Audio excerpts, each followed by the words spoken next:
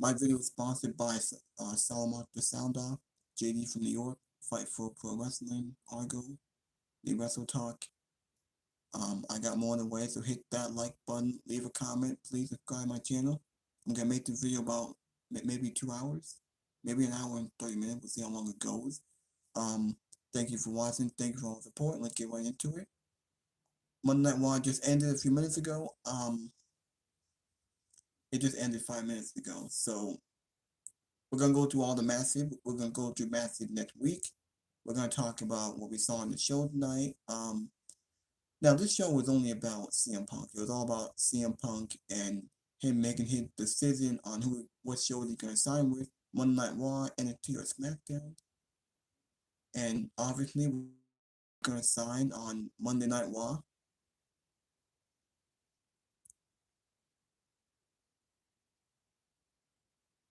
Can y'all see me?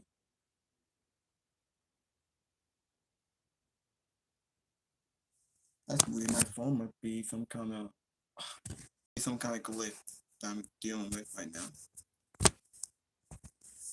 Now Monday Night Raw just went off the air, so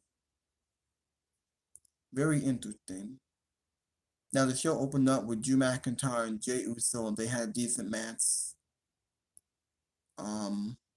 Then we got CM Punk. He made a decision. He'll be on Monday Night Raw, and he had a conversation with Seth Rollins. They had some pretty good promos. The seeds are planted for WrestleMania. I think it's obvious CM Punk will win the Rumble and face Seth Rollins in the main event of WrestleMania 40 Night 1 for the World Heavyweight Championship. They're already planting the seed. They've been teasing it for a week now on Monday Night Raw, even on social media. Seeds are already planted. So, wait.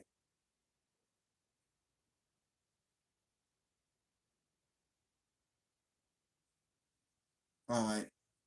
Now, what happened in the main event, we had Cody Rhodes and Nakamura. The match was decent, pretty good match. The promo leading up to it for like 2 weeks have been phenomenal. Nakamura is a great heel.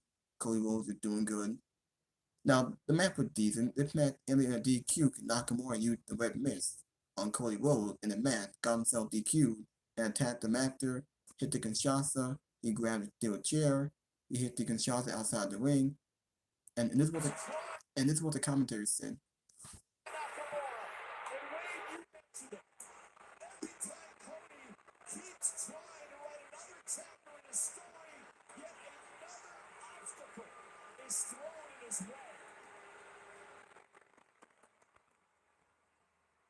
Yep, another obstacle thrown in his way. And that's what he said.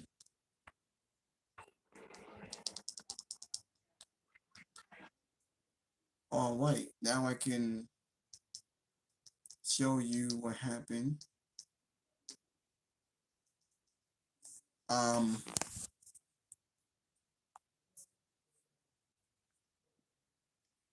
Now, gonna show you guys the no DQ, the Dan Tony show, the post wrestling.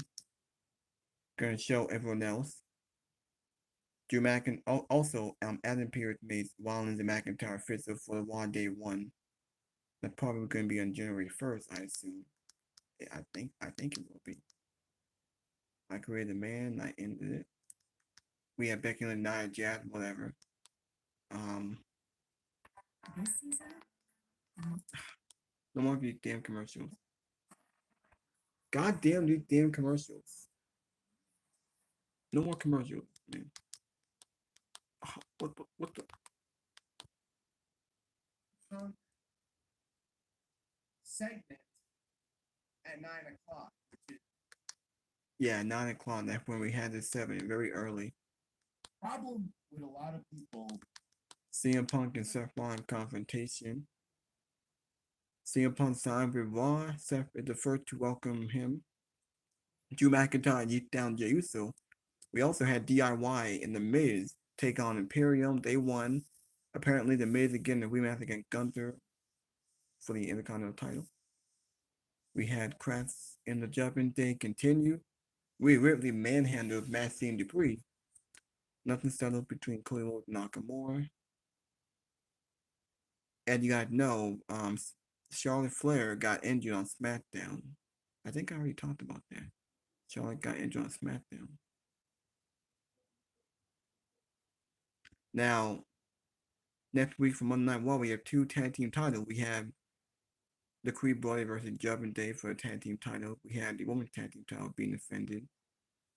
Piper Niven and Chelsea Green versus Kaden Carter and Katana Champ next week. And then, as I said, Drew McIntyre, Seth Rollins announced on the day one on the first Monday Night Raw of 2024. We have Gunther and The Miz rematch for the IC title with a special stipulation announced for the future. If The Miz loses, he can't get a rematch as long as Gunther is champion. Also, Shawn Michaels revealed that Grayson Waller's NXT opponent this Friday is Carmelo Hayes. Yep. We did get main event. Natalia on main event. Von Wagner, he's on main event. Bronson Reed defeated Ivar tonight on Raw. And that'll pretty much it. Well, because much like NPR, Punk returns to Cleveland. They are recorded in between my father-in-law fixing our basement, and I have to wait for him to stop working. All right. A hero story. I mean, I spent so much time talking about guys like Rudy, when really we should be talking about Justin LeBar's fantasy football team. What they were able to accomplish this year. Off the wall due to injury. Miracles. You want to know my team name is? As you guys know, Seth Rollins' contract expired next year in the summer. And I'm pretty sure Becky Lynch does too. I think they will resign. I don't think that they're gonna leave WWE. I think they will resign. Content creators that you appreciate. That is this Sunday at 8 p.m. You can also leave a Humper chat anytime between now and then, or even after, for humperchats.com to contribute to that as well. We've got Denise Salcedo here. Denise, how you? Jamaican me crazy. Oh, brother. Oh, brother. Dude, it's been a while, man. It's been a while. Freaking CM Punk saying Jamaican me crazy. All right. Now, gonna go through what happened on Monday Night Raw tonight. That's how the show opened up. We had Nakamura in a great promo. Nakamura being reborn. They showed that promo with CM Punk. And like I said, this will open the show. Jey Uso comes face to face with Drew McIntyre. Then they had an impromptu match. McIntyre takes advantage of Jey Uso's hesitation. Hits him with a Claymore kick. Rhea Ripley dismantled Maxine Dupree in a quick like 2 minutes. The match made on like what 3 minutes? It was a squash. It was non-title. It was harmless squash match. Rhea still dominating. Bronson Reed and Ivar, they collide. Bronson Reed won this match. Hopefully he's next in line. Well, maybe Ivar, maybe. I don't know. We got Chelsea Green and Indy Hartwell and Katana Chan and Kaden Carter. This match went like what 2-3 minutes? Very short. Then we got the Creed brothers and R-Truth. They brawled with the Judgment Day. R-Truth came out. He got jumped by the Judgment Day. So the Creed brother came out. They're setting up this feud. It's a filler feud. It might be a one-off. I don't think the Creed brothers is the right thing to beat Judgment Day. I think DIY should be. There's a lot more to do with DIY.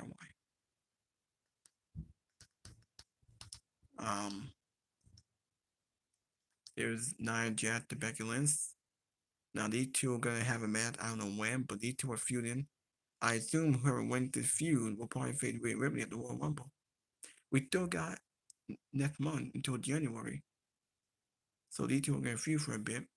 Now I'm saying that I created the man and I ended it. She talked about her breaking her nose, pretty much breaking her face 5 years ago in 2018 before Survivor Series. So I like that they brought that up, but who gives about Nia Jax? And like I said, The Miz joined DIY to face Imperium. They won the 6-man match.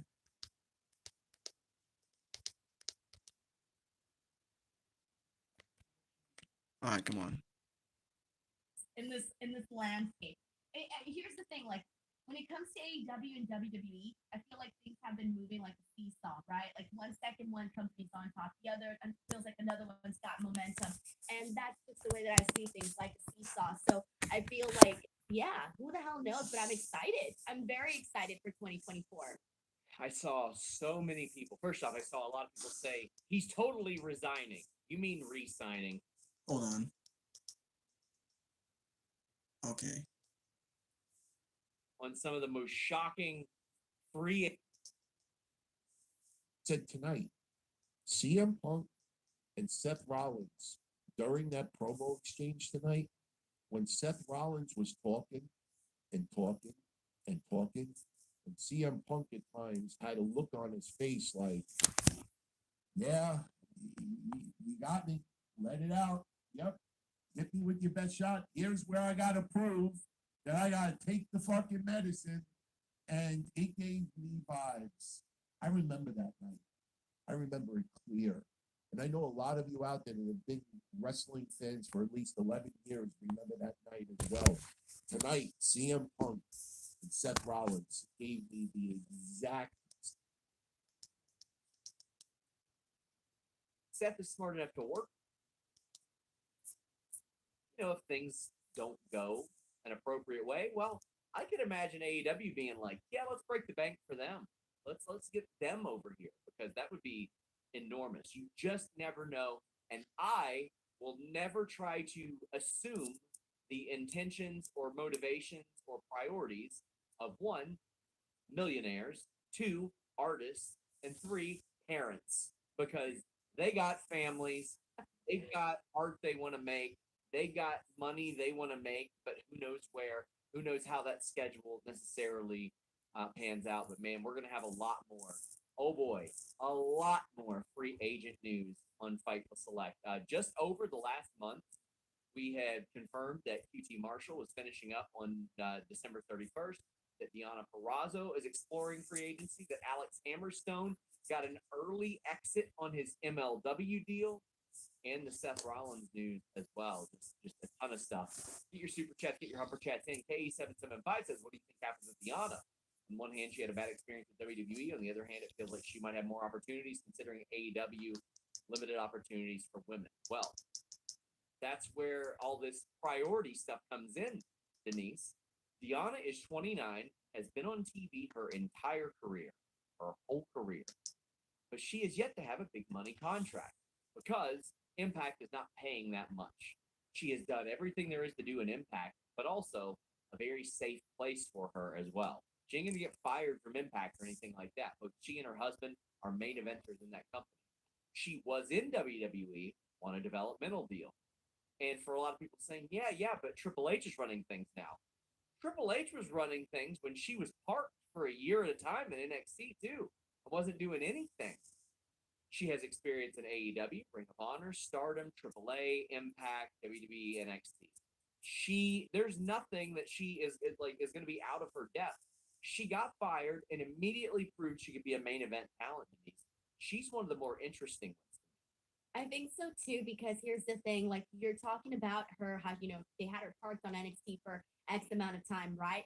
But what have we seen? Some of the most successful people that have returned to WWE is because they made their name someplace out. A great example, Cody Rhodes, right? Drew McIntyre, he's another one. Those are, I would say, some of the top 2 examples. And well, guess what? It goes like that for the women too. And Deonna Purrazzo is one of those women that really went into another promotion, became a main eventer, became a top competitor, became the face of the company. And when it comes to her and WWE, I can see her going back there and being put in a great spot, just because now they already know that she can handle all of the responsibilities that come with being on television and being a top star, right? And I'm sure they want to add. It feels like there's quite a bit of top stars for the women in WWE, but of course you want to keep things fresh, right? You don't want to have to recircle back to some of to some stuff that you've already touched on. So having somebody like Deonna Purrazzo on your roster, like that would add so much fresh matchups, right? Now, with her and Chelsea, her history with Chelsea as well. exactly. And with her on AEW, the thing with that, it's like, yeah, I would love her to see her there only just for the simple fact that if we ever want the AEW women's division to get better, we need to see new faces there and we need to see new faces that are going to push and maybe encourage some change back there. But at the same Wow. time, it's like if you're a competitor, male or woman, especially woman in this specific case, and you go to AEW and then you don't get TV time or it's not your turn to have a match or a feud or a program, then what do? You know? And so you kind of risk it, but at the same time you can go and then all of a sudden because there aren't as many other people like you there, you can stand out a whole lot more. I'm not gonna get catfished by the AEW women's booking again. I thought it would change when Athena came in. I thought it would change when Saraya came in. I thought it would change when they got a PBS title. I thought they were going to change it, and Mercedes is going to come in. I'll believe it when I see it. Point blank, like Athena, everybody keeps going and saying how Athena's doing some of the best work, right? Okay, but she's doing it on Ring of Honor, where if you don't have Honor Club, if you're not religiously watching Ring of Honor, you're missing out on it. And it's like, well, Athena would be great on AEW to go in there and really just like enhance the quality of matches that we're seeing, you know? So there are definitely things that can be done there. Guys, get in your super chats, get in your humper chats uh like Aaron did. He says, are you gonna track private jets during free agency? I got zero apologies this weekend from the people who over the MJF plane situation, of which Denise also saw the ticket. I showed her for the sake of clarity that weekend. That way, in case it came up, it could be addressed. There was a completely inaccurate report of top MLB free agent Shohei Ohtani being on a flight to Toronto. It wasn't the case. Major League Baseball's official Twitter account shared it as well. And all I heard a year and a half ago, this would never happen in real sports. This would never happen in real sports. Not only did it happen in real sports, it was inaccurate there, and our story was accurate. God damn. Well, Sean, I don't know, man. I feel like you could literally have gotten behind the scenes footage of MJF on the plane and it wouldn't have mattered. I could have flew the goddamn plane myself. It could have been going down and I could have landed it and saved everybody. And somebody still would have blamed me. These people are weird. That was my favorite weekend, though. It was my favorite weekend because I was there for like all of the events, and I remember being at GCW, and everyone was stopping me, and they were like, "Oh my God, what's going on with MJF? What's going on with MJF? Do you think it's work?" And I was like, I don't know, I don't know. But it was one a fun day, weekend, though. Years and years in the future, I think MJF and I might do an interview, and we'll break down what was, what wasn't, and how all that unfolded, because I have a pretty good grip on it now. I want to know if he made it through TCA. I want to know what he didn't go to the airport. All right, whatever. He didn't go to the airport. But we need all the details. How many steps were taken, everything. I always, based on what the conversations that I had with him, it seemed like based on what happened that morning, which was him no-showing, that either the company or maybe somebody close to him just got one for him, type of thing. Like you want out of here, we'll get you out of here. But this is what happened today, Denise. You weren't there, but John Cena was there at the Iron Claw red carpet. This is just wild to see. I don't see him. Where is he at, though? I guess it's wild to not see then. Marquise Film says, no, Nakamura versus Okada, Mania 40. Oh, it's hard for me to believe that WWE will not go after Okada. And I mean, I know there are a lot of insinuating circumstances, but I think they'll go after him. And they're doing a good job promoting Shinsuke Nakamura. But they got Heat back, Denise. Kevin Mann says, how much do you think WWE paid for the Heat trademark? Probably not a lot if they had to, but it's back. They're using it. I'm glad they're using it. It's over. People love it. Are you a part of the Yeet fleet? No, I don't even know how to use yeet in a sentence. Yeet? Like, when do I yeet? Okay. I I'm sorry. I just don't use yeet in my vocabulary. I don't even like it. I'm like Roman Reigns when he said don't do the yeet thing. That's me. I agree with Roman Reigns. Don't do the yeet thing. Let's conjure up some super chats of what people, whether you do or don't know Okay, what but yeet describe means. it. When would you use yeet? Listen, Denise, we're gonna let our beautiful audience do that. Yeah, but you have to give me at least some sort of an explanation. I ain't got to give you shit. We're here to talk about this promo and this match. Okay, While we then. conjure up some super chats to pay your inflated salary.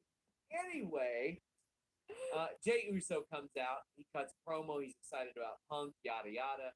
Drew McIntyre comes out.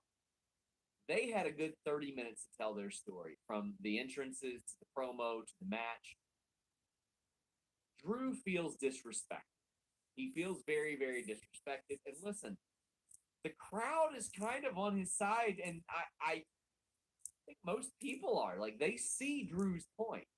They understand, like, Drew is disrespected. Drew had no reason to trust Jey Uso, and Jey Uso probably shouldn't have gotten a title shot against Seth Rollins to begin with.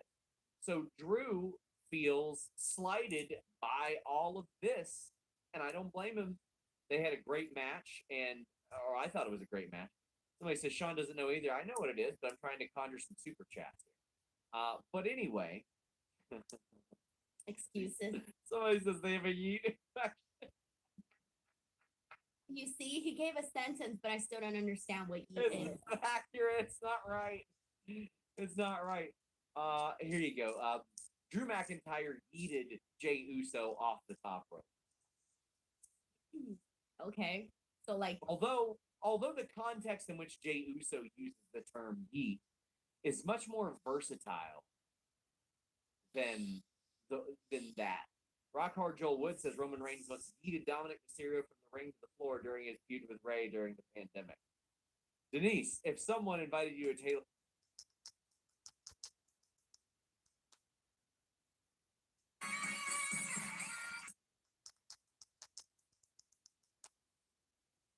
To throw or heave something. okay, because I would feel like an idiot just throwing around yeet when I don't know how to use it.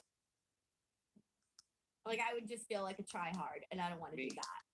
He should be yeet-normous. He says, every time they say yesterday, I hear meet and smile. You need to be yeet-normous. What's going on here? Well, the match I thought was good because they tell a story very well. And the story that ended up getting told was Drew McIntyre gouges the eyes of Jey Uso, which you can't, listen, considering Jay's history, I don't feel bad for him. And then he gets the win. He's a good guy now, though. He's don't out give a there damn. yeeting and doing the give a little damn. thing. I mean, dude gets the freaking rake in the eyes. Like, come on now. But this was fun. Can I just say, like, Drew McIntyre right now is money. And even though he's this bad guy, everybody's obviously agreeing with him.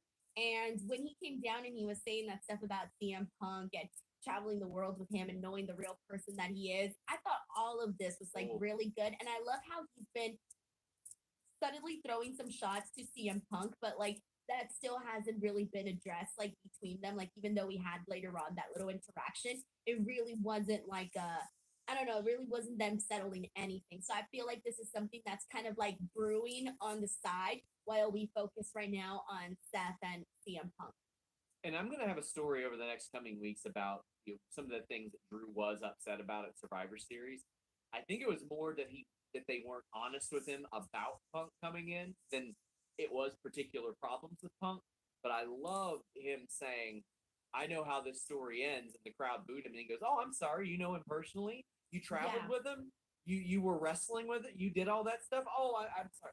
And this is something that can be echoed. There are a whole lot of people in wrestling that have parasocial relationships with other people that do not, like, these relationships don't exist, and they want to point the finger at people that do have firsthand experience in wrestling, and they're like, oh, well, no, you shouldn't feel that way. Well, you never know how somebody has experienced relationships with another person, and that's what I feel like you can talk about this from firsthand experience, Sean. not as much. I mean, I would say so.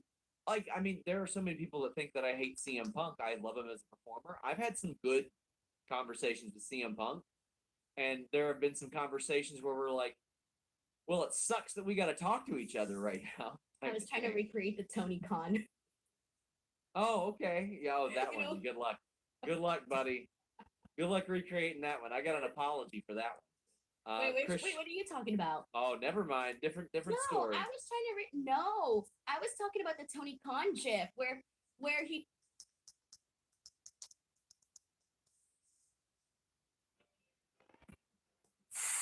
Hello, everyone.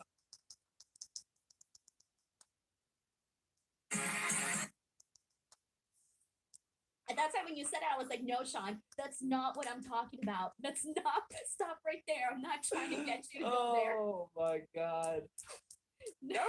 That was technically not off the record either. I'm just saying. Stop. Connolly says Taylor Swift makes me heat up. What the fuck? Okay, see, that sounds perverted. It That doesn't does. sound like the same meanings of yeet that you told me. As this Christian Knight saying, I unfortunately contracted an ST yeet. Come on now. A yeet infection sounds a lot better. A lot.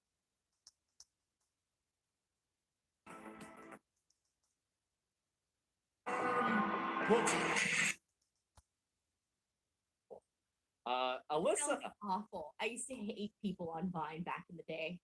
Alyssa, who has the most sweet followers I have ever seen on Twitter, just the nicest people on earth, are a part of her following list, says,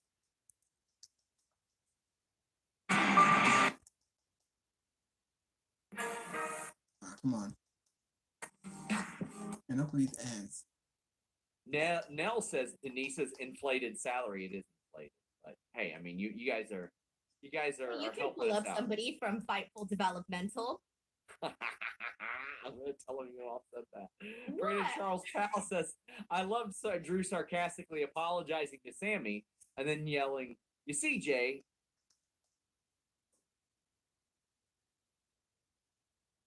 Monday Night Raw, man. Can't hate. Monday Night Raw has been cooking as of late. Don't know how you guys felt about tonight's show.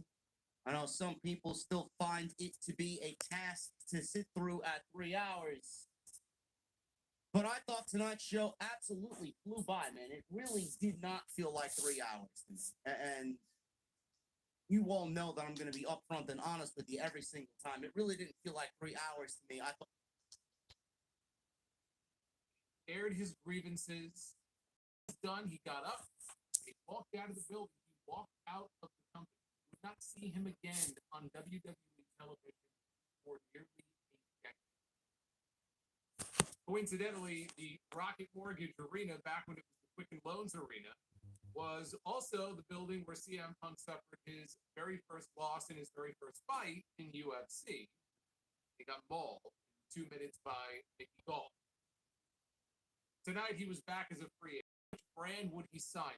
Would he sign with Monday Night Raw? Would he sign with SmackDown? Would he sign? I can't even say it with a straight face. Would he sign with NXT? Come on. you know, I actually find it to be quite offensive when you guys ask me, am I feeling okay?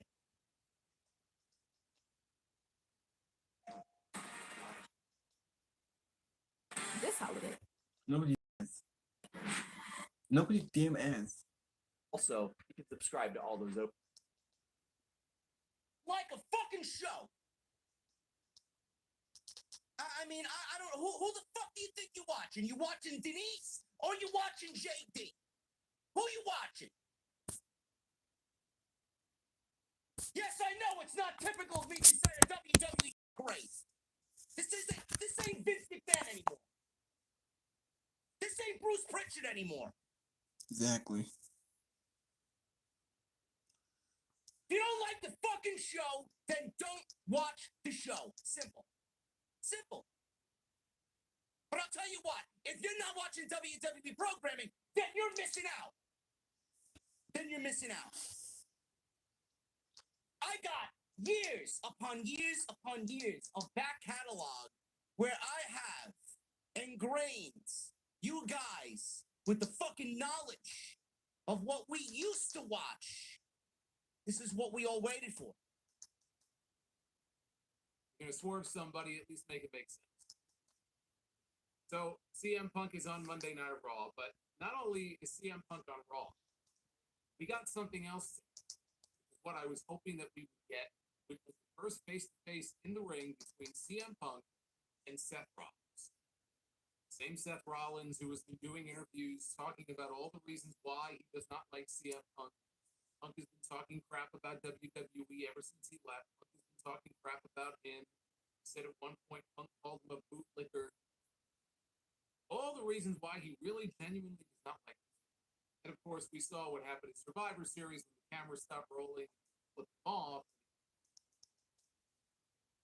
Not wrestle live event shows, doesn't do anything like that. But this isn't like a she didn't know how to do the moves thing. Like, okay, for example, when Rebel, not Reba, Now that some of the fucking chat pissed me the fuck off. CM Punk.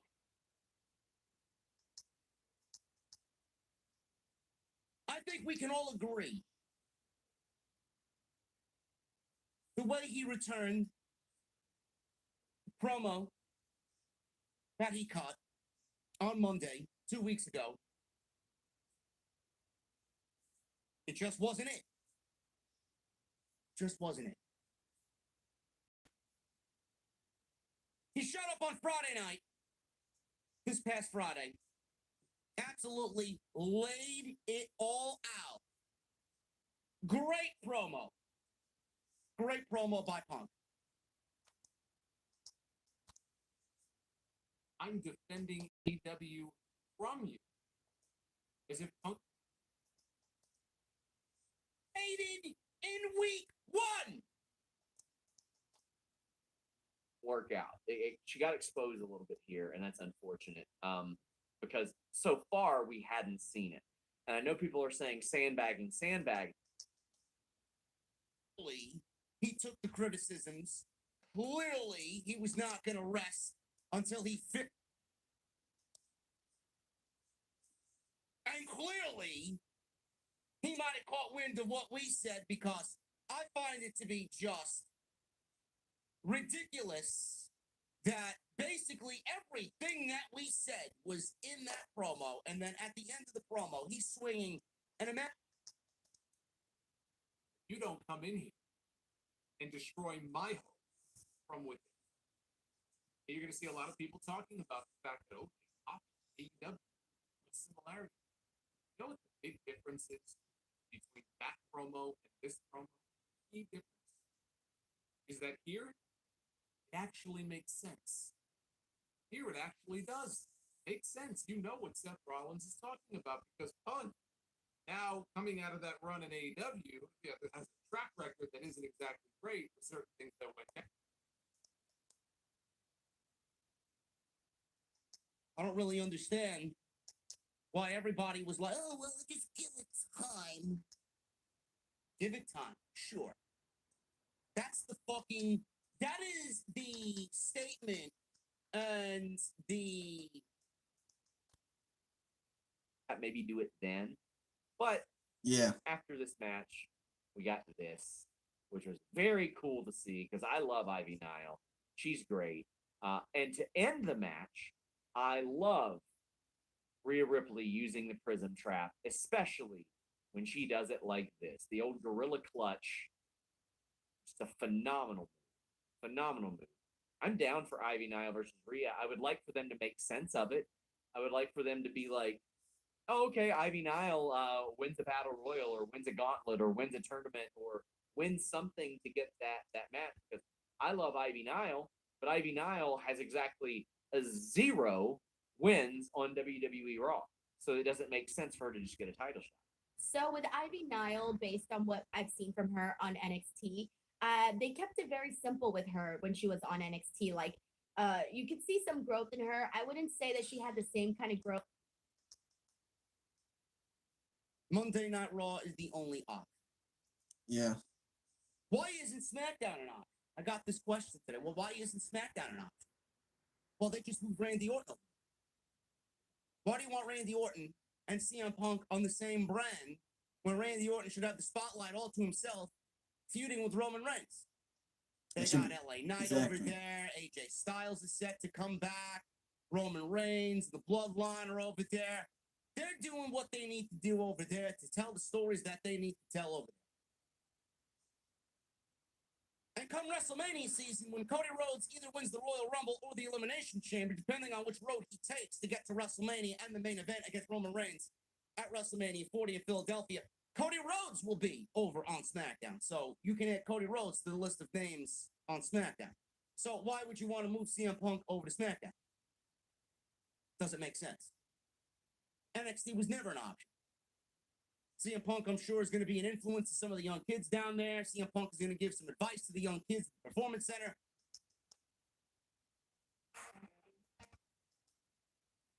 Be at least 2 matches between Cody and Nakamura. That's how they went up here.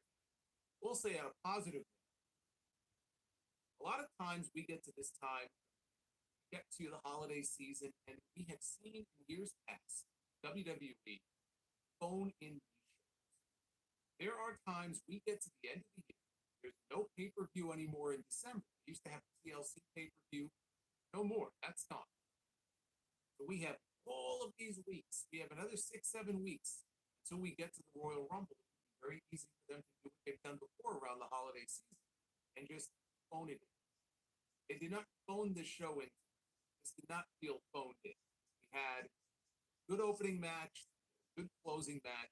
We had a great segment in the middle with Punk and Rollins. And there were some other good things. Rollins coming out as soon as CM Punk told Adam Pearce he was joining Monday Night Raw. Cue CM Punk and Seth Rollins face off tonight in the middle of the ring. I'm like, all right, let me put down.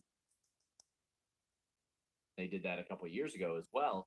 It was, well, people are already celebrating New Year's and they're off. Let's go ahead and put a big show on. Bronson Reed defeated Ivar, a superplex finish. I loved it because honestly, it was a situation where it ended and I was like, okay, I want to see more of this. I like how much they like fighting each other, and I am an absolute geek for superplex finishes. Give me that, especially 2 guys that size. I love this. I love the build to it. I love the match, and I love the finish. I hope they keep it going for sure because, like, even the way that they had Ivar attack Bronson Reed over on NXT during the main event like 2 weeks ago, I love that they had that continuation over on that show. And so for them to kind of circle back and then do it here, I'm hoping that they like. Here's the thing: I want to see this become into a full like. I feel like this is already like a full-on fledged feud, so to the point where this should be. I would love to. I know these are 2 guys that we're probably going to see in the Rumble, but I wouldn't mind it if these 2 guys had a one-on-one match at the Royal Rumble with some sort of stipulation or something, because I feel like we don't really get those like big meaty men matches at premium live events. Or I don't want this just to be like a quick, oh yeah, that was nice, a brief little feud between them. I want them to continue this into something larger because I think they can get more out of it than what we've seen so far. So far it's been good, but I think we can get more out of it. Will Chisholm says with Triple H letting people on this show. You know, he can carry around that world championship and put on banger matches all he wants. But the goofiness and the fucking outlandish outfits and the shit gimmick with the fucking singing, I mean, it's great. It's working for him. You know, I'm not really a big fan of all that shit. Rollins tonight shed that. He didn't ask anybody to sing his song tonight. He's out there wearing the fucking championship title around his waist. And Rollins, straight to the point. Exactly. No smile on his face. He stood in that ring and he took the WWE torch and stood there as the fucking man. And he basically presented himself as the number 1 in that ring. He requested some time off. They granted it to him, which is why they shot the angle last week to take him off TV. He's fine. When he's good and ready. KE775 says, I hope they find something more for Candice and Indy, too talented to be enhancement talent. Well, here's what I think they'll do. I think after Chelsea and Piper beat Katana and Kaden, then Candice and Indy will probably win a top contender match and will repeat this process. Same with Natalia and Tegan. Same with Katana and Caden. It seems like cut, copy, paste. There hasn't been a lot of inspired stuff. They are leaning on Chelsea Green to get as much heat as humanly possible with everybody she can. They've got her effectively carrying this division. So with this, I hate to say it, but right now they haven't done anything to intrigue me into Indy Hartwell, Candice LeRae. There was nothing. There's been nothing that they've given me to say that I care about them as a team, and that's unfortunate to say. But I feel like you have to make the viewers care, and right now they just haven't done any of that. With Kaden and Katana, I thought it was interesting that they circled back to their rave girl gimmick because they kind of touched on that a little bit on NXT, and then they let it go very, very fast. And then not very, very fast. They had a couple like months with it. But it never really went anywhere. And then they kind of ditched it. And then we didn't really hear of it ever again. And then they brought it back again today. So I thought that was kind of interesting because it seems like since they've been in NXT, they've been trying to find like some sort of character for them as a team because they're a cool team, right? Because they go out there, they do cool moves, they work well together, all of that. But it seems like both on NXT and now on the main roster that they've kind of struggled to give them some sort of character development. So I think that now I don't know. I think because I saw them do the rave thing and then give up on it really fast.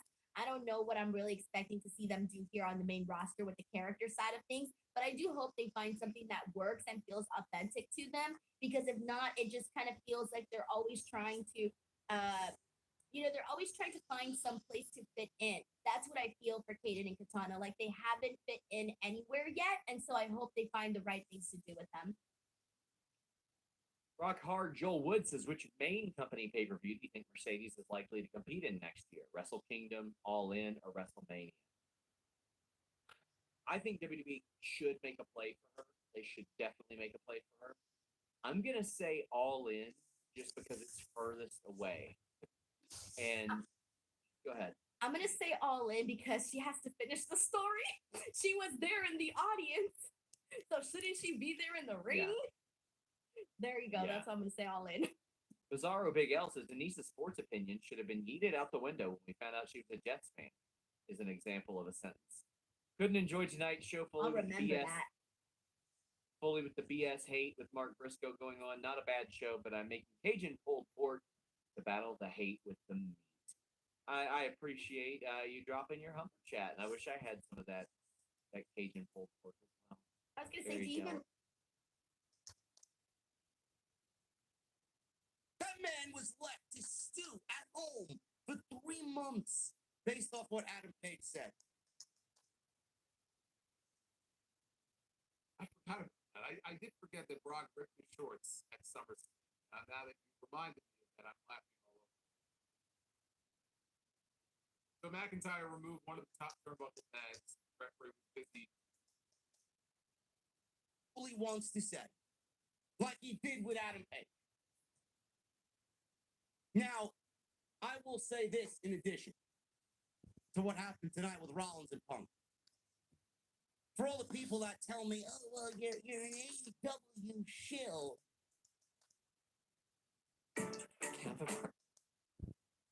No, but I'm just saying, like, sometimes it just happens. You insult me nonsense. Business with CM Punk. Watch Rollins go out there and make them all look fucking foolish. I truly hope that they do. Man, in an unjust world, he kept getting screwed over and was screwed out of the biggest opportunity of his career the second time. I guess if you want to count what happened back in 2020. But he got screwed out of the championship. Nobody ever said they were sorry to him. It hurt his feelings. He's all up in his feelings now. And now he's taking it out on everybody else, right? So nobody seems to care. And so now he does. That's the story. And this makes him a heel. The reason it makes him a heel is because of the way he's going about handling his business. It's so real to us, damn it, Sean. But R-Truth is backstage talking to the tag team division. They're very much like, you're not in Judgment Day. Please watch out. They're dangerous.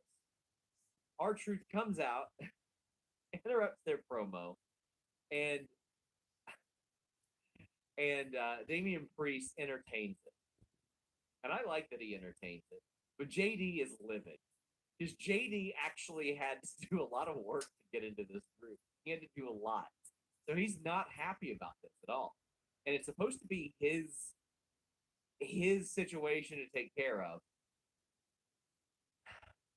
And they asked R-Truth what he would do. And he goes, well, first off, I would kick out JD because nobody here likes him. R-Truth is so good. And they unfortunately kick him out of Judgment Day. He is no longer in Judgment Day, which he was definitely a part of before Denise. They should have let it move on for like a couple of weeks where like he comes. I want to see him in the goth clothes coming out with the little jacket and the little eyeshadow, the little eyeliner. I would love to see that. Are you kidding me? Let's make it happen. I don't care. Maybe next week he can try again, and he could be the new JD trying to get in, but like in a funny way, and then not in like in an annoying way. But I did think it was funny though that, like you said, JD took like forever to try to get into the Judgment Day, and all of a sudden here comes this guy. R-Truth's like, "Now we need to get him out. Nobody likes him." I was like, "Damn, that's savage." But also, it's so funny seeing JD McDonough in this Judgment Day clothes. It does not fit his vibe at all. Like at all. It's hilarious. The Creeds make the save. They would do that later on. They're setting up the Finn Balor, Damian Priest match. Finn Balor, who was kind of agging on the whole situation, he's like, I like you, R-Truth. Like, I like you a lot. I thought this was fun stuff, and it set up the match for next week. I was all for this. Backstage, DIY No, and DYI. You didn't hear Why is Michael Cole today messed up today. He was like, DYI. yes, It was that. funny. They were backstage, DIY were, and they've got a partner for tonight. It's The Miz.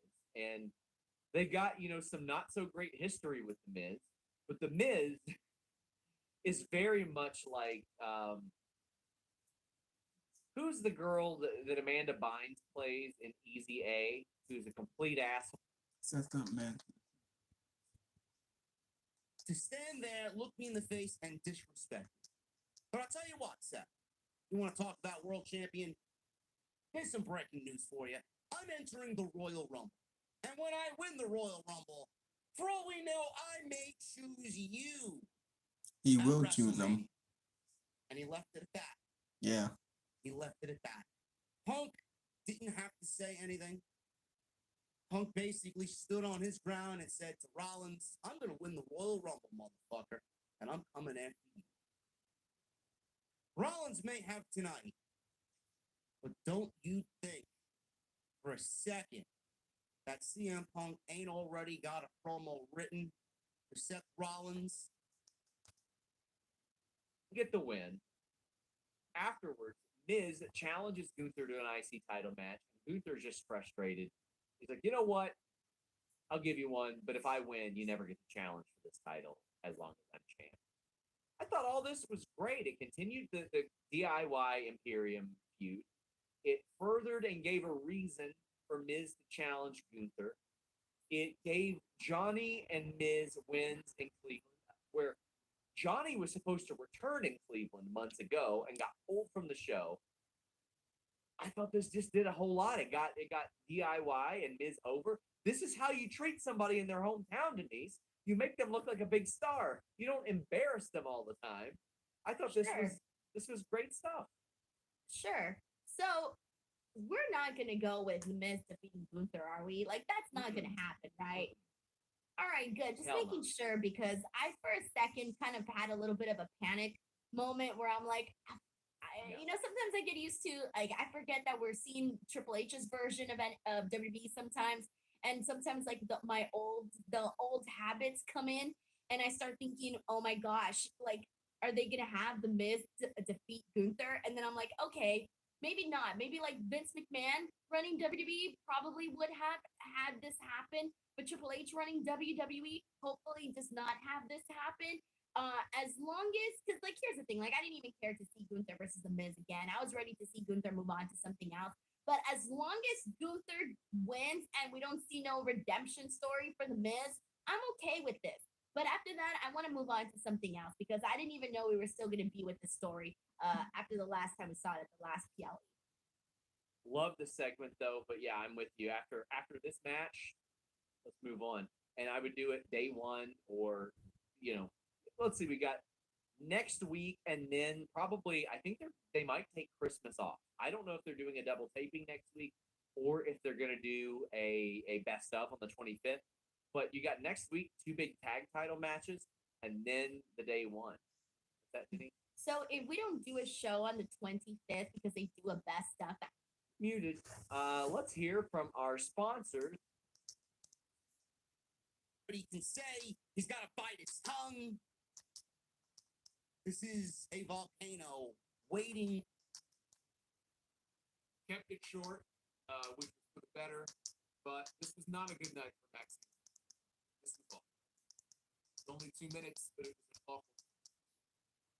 But now we know who may be next in line for Rhea Ripley as far as the women's championship is concerned with that little Ivy Nile team. Ivy has not done anything. Exactly. But they have time between now and the Royal Rumble. The idea is that we're going to get Ripley and Ivy in the Rumble. I mean, to me, see that match on TV. But if they're going to save that for the Royal Rumble, they have 6 weeks. Absolutely great stuff between Punk and Rollins. I was surprised that we actually got it, but Code Fightful. To a point where she actually earns the right to challenge the title, and then you do Rhea and Ivy at the Rumble. I would rather see that anyway than Rhea and Nia. Or who else does Rhea even work with? Right? We've been through this before. This is the problem right now with the Raw Women's division. They're saving Becky and Rhea for WrestleMania. There's nobody else. If they want to build up Ivy Nile for the Rumble, that's fine. They have 6 weeks to do it. But they don't have a lot of options. tag team titles away from Judgment Day. Drew McIntyre wrestled Jey Uso.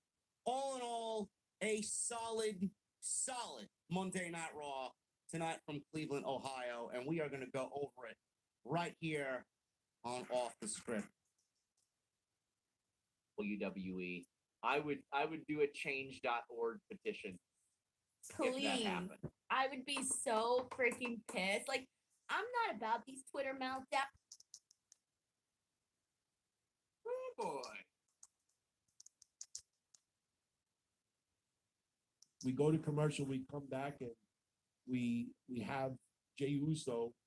You know, he's on the top rope, sitting on the top rope, blocks the superplex, and Drew still flips him over, gets him off the top rope. Drew goes and gets the upper hand, goes for the Claymore once again. But numerous times, Drew McIntyre went for the Claymore, and Jey Uso got out of dodge. One point, Jey Uso goes.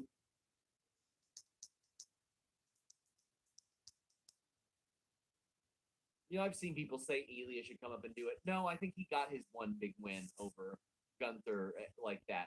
I wouldn't hate it if it were Sheamus for the IC title, but here's the thing. The big appeal of Sheamus winning that title was it was like the only thing he hadn't won. Now he hasn't won that World Heavyweight Championship unless they combine that lineage. So there's a little bit more that he hasn't done. Anybody that sticks out to you? Yes. All right. So Gunther is this monster, right? He's a machine. That's what he's supposed to be, a monster, a machine, whatever. What takes down a monster and a machine, right? A bigger monster, a bigger machine. That's the only way. So in order to, whoever's going to defeat Gunther has to be somebody that is going to be built up as a killer. And this is not going to happen overnight. This is not going to happen in a month. This is not going to happen in 3 months. They need to build somebody up for several months. Like, I'm talking going out there, having great matches, being super powerful, looking freaking great, and then working their way to Gunther. That way, if that person wins, we're not out here feeling like, what the fudge, you really just gave this title to this person, and I have somebody in mind that they can do this with. But keep in mind, a lot of this has to happen. Like, I'm not just going to say this person and then it happens tomorrow. Von Wagner. No. Bronson Reed. Okay. If they built him up to be this killy, meaty machine, yes, he could be the one. But a lot of steps have to happen in order for him to be the one to do it. Becky Lynch promo. KE775 says, I wish Becky and Nia get personal with each other. So Jay made his ring entrance. Michael Cole is talking about CM Punk, and they hyped this thing up on commentary all night. One of the most sought-after free agents in WWE history. Great. So Jay is out there. He welcomed everybody to Monday Night Raw. Yeet. He got Yeet back, by the way. WWE's lawyers worked their magic, and now Yeet is now, again, accepted on WWE television.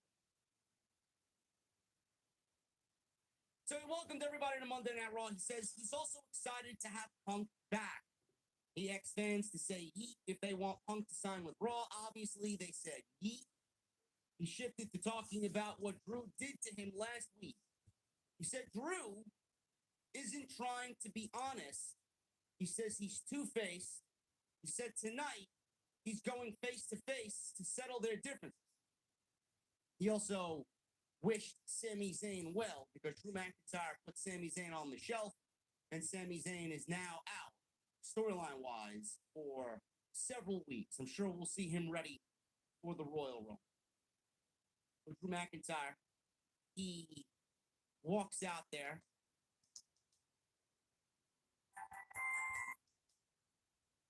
Almost to the day, CM Punk walked out. Exactly. Regardless of how you feel about it, CM Punk walks right back in. If you're happy about it, if you're mad about it,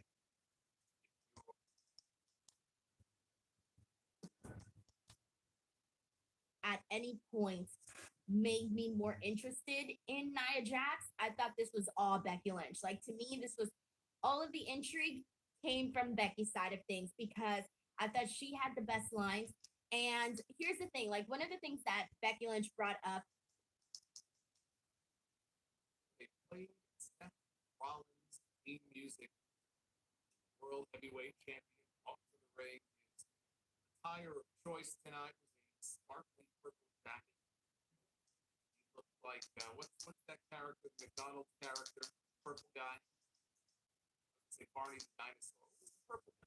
McDonald. All right, we had Ronald McDonald. We had the hamburger, and we had the purple puck, whatever it is. He looked like the purple puck coming down to the ring. Grimace, there it is. It just came. Grimace. We got our first face-to-face between Seth Rollins and CM. Just a little preview of wrestling. This went on for a good minute where they just stared each other down. Nobody said anything. The crowd was, coming up. Applause to whoever came up with that because that was really good. That was a really good line. But I feel like for me, I'm looking at this feud and I'm just going, okay, let's do it because it hadn't been done before. Let's tie the bow on this, and I hope that it's a good match. And then after that, I'm ready to move on to something else. So we are moving on to the actual main event of the show because the real main event is what we're going to talk about at the end of the show. But I got to say, this Shinsuke Nakamura vignette, this comic vignette, was phenomenal. And hey, if you're into stuff like that, I want to give some love to our friend Seahawk. He posted a project that he has today. Very, very cool. It's the very best wrestlers of 2023. Presented by Cam Hawkins and his amazing friends. Go over to his Twitter. It's at Seahawk. CEEHAWK. It's just $8 for 25 pages. It is phenomenal. I got to check it out. It was great. And if there's anything we want to support, it's Cam Hawkins making money so he can afford a better quality Glizzy. Because I know one thing. He's going to show up at the Royal Rumble. And I know how he gets in the Royal Rumble spirit, Denise. What Cam Hawkins will do is he'll get like toothpicks and he'll put them into styrofoam, right? And then he will get 29 hot dogs and he will sit them vertically on the toothpick, so they're standing up straight. And then what he does is he runs down the aisle and like slaps the glizzy like it's like he's a baby face in the ring. And then instead of throwing them over the top rope, he just it's like a bird with a worm. You know what I mean? It's just like one, bam, one, bam. It's incredible what he's able to do. And the very best wrestlers of 2023, presented by Cam Hawkins and his amazing friends, is also incredible. So wanted to give that some love. Welcome, Cam. The vignette was very, very good, Denise. What are you doing? Doing a little coke over there? I learned from the best, Sean. I You learned know, from you. You I got learned me from addicted to watching Coke, you. so this Yes. is what I do now. Cody Rhodes and Nakamura happened. Good match, but it ends with Nakamura spitting mist into Cody Rhodes' face. Not used to DQs after main event matches on WWE Raw, but we got one. And the Creeds come out and make the save again. The Creeds just like to fight, but they're here for justice. But I like the Creeds doing this. It's like very early 90s WWF, WCW, where the baby faces have each other's backs. I like this. I mean, they're going to continue this. Them doing this again at day one makes an awful lot of sense to me if you're going to make that a big show. So I say, why not? I didn't have any problem with what we saw here. Sure. I mean, I think that if the match was going to end the way that it did, we did get a nice little lengthy bit of a match. I don't know. It felt like it was at least like 20 minutes or so, somewhere around there. That's what it felt like. And I thought the match was fine. I think we should have known that it was going to end with some sort of shenanigans, ends with the mist and the DQ bit, all of that. That's fine. We're just continuing to tell the story. But I will say, is it weird that I kind of was more into the actual promo than I was into the actual matchup? So I don't know what that says, but I did like the whole superhero or what is it, comic book thing that they did with Shinsuke. I thought that was pretty cool, but it didn't. It was fine. It was a fine little main event. Quote the Raven says, "Am I alone in thinking that when Shinsuke does the most, it looks more like he's vomiting an endless amount of blood on his opponents like 28 days later." It was heavy. It was certainly heavy. Caden says, "Leave Cameron alone."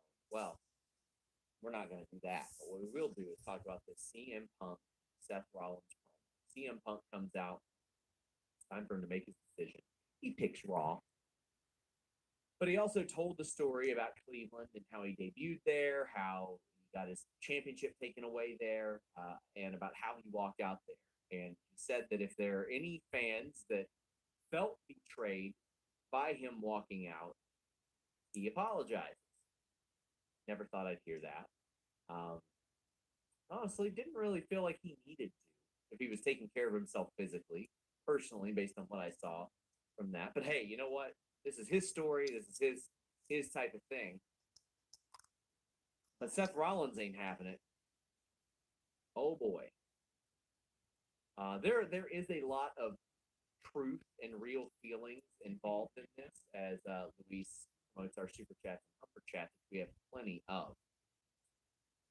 There are a lot of lines here that we're going to talk about. But Seth Rollins took issue with several things. He was like, "How dare you call this your home? You went away 10 years ago, and not only did you leave, you actively tried to sabotage what we were doing. And the people in the back. This is my home. This is their home." He also said, "You know what? Everybody here is aware that this is your last chance. And one of two things is going to happen. Either you're going to screw it up like you always do, or you'll succeed, and then I'm going to beat you anyway. So I'm completely fine with that." Holy, this was just unbelievably good stuff. CM Punk entered the Royal Rumble, was goaded into entering the Royal Rumble because he says he doesn't want anything handed to him. But this was one of the best promos of Seth Rollins' career. And I saw some people saying like, "Oh, well, he unloaded everything tonight." Oh no, he's got plenty more. He has not liked CM Punk for quite a while, but this was a hell of a start. Yeah, this was really good. I feel like the thing that I loved most about this is that we got right to it. We didn't sugarcoat anything. They didn't take forever to get to the CM Punk Seth Rollins storyline. They, from the moment that Colt's personality hit, we were seeing Seth Rollins go out there and freaking work on this, and it was this thing of like, I'm so happy that we're not here beating around the bush until we finally get this moment between these two guys. We got it the second he signed that Raw contract, and I liked it because even last week when Adam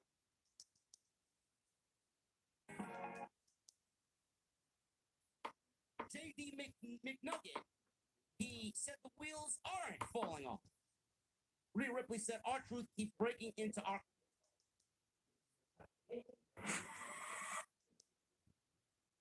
he did, and I like that. I like that we got something that was that we expected in terms of Seth Rollins actually going in and involving himself in this.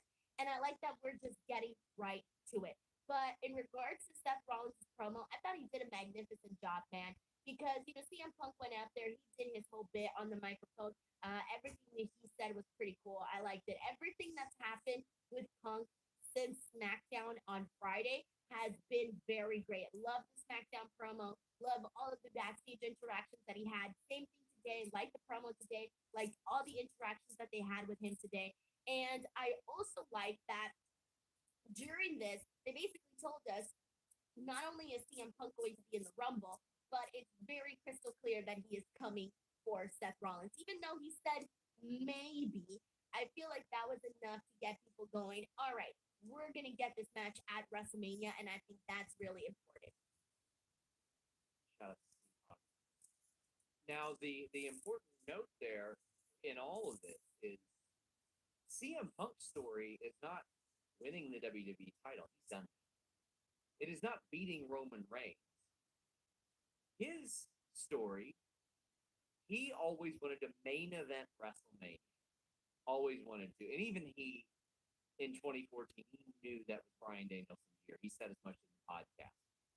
There is a world in which Cody's story and CM Punk's story can coexist because Seth Rollins versus CM Punk is the match.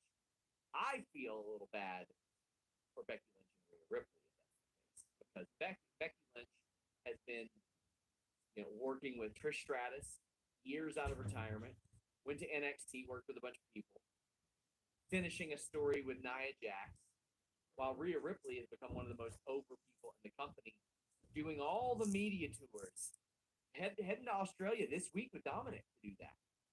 Now, I will say this. If they had Becky Lynch versus if Becky Lynch versus Rhea Ripley is not going to main event a night of WrestleMania, I think Becky Lynch versus Rhea Ripley should main event Elimination Chamber in Australia. That's what I think should happen. And if they want to run it back at Mania, that's fine. But there is, and I mean a zero reason why Rhea Ripley should not main event that Elimination Chamber pay-per-view. I don't care. Right. I do want to see. It's one of those things where, yeah, it sucks for the women, but at the end of the day, like, you have to go with what's going to be like the biggest thing, what's going to be the hottest story, what's going to be the most money making thing, and it's going to be those matches that you have right there. But that's not to say that just because you're not the WrestleMania main event does not mean you can't be the WrestleMania match of the night, because it doesn't matter what spot you're on the card. If you go out there and you do your thing, which they have done plenty times before, both of those women, they will be WrestleMania match of the night if they want to. Let's get to these super chats and humper chats. Throwback sent a big one. He said, haven't done this in a while, so here goes.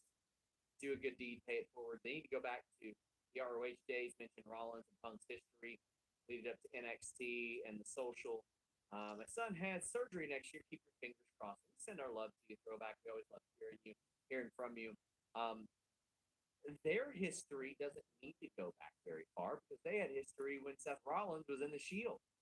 I mean, they are, I don't know if they'll save this one for the eventual Roman match, but, make Roman look strong was something that made Roman's life hell for a while. It really did.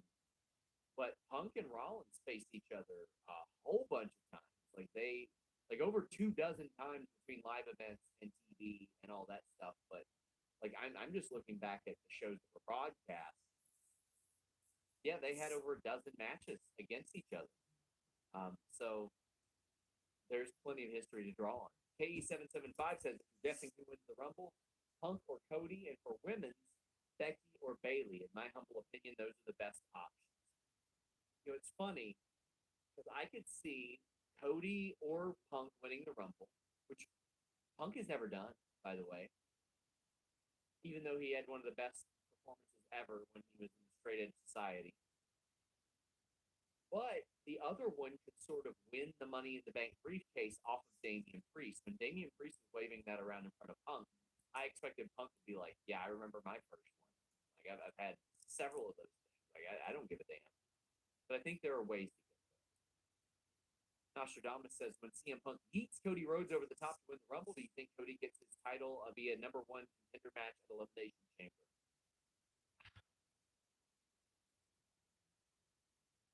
I'm always sort of torn on that, but both of those guys are on Raw, so it wouldn't make sense to have a Raw guy end up getting the SmackDown title match that way. I think the Money in the Bank makes a lot more sense. Rock Hard says, Well, that's Punk's stupid. winning over any detractors backstage yet, or if he's made amends with anybody besides Triple H. You know what? I'll ask about that last one. The very fact that some of the people like Rollins and Kevin Owens have been on TV with CM Punk is a much better spot than I thought we were going to be in. And fast too. It's happened very fast. I feel like WWE almost wanted to alleviate some of that awkwardness. I feel like they're also subtly trying to show how CM Punk is backstage with the guys, right? Because I think they're somewhat alluding to a lot of the stories and rumors and things with CM Punk backstage in AEW. So in their way, like showing CM Punk reunite with all of these guys backstage and having this cool interaction, I think is a way of them kind of saying like, see, CM Punk is cool. Here he is bonding with Kofi Kingston and all these other people, Yes. whatever. You know what I mean?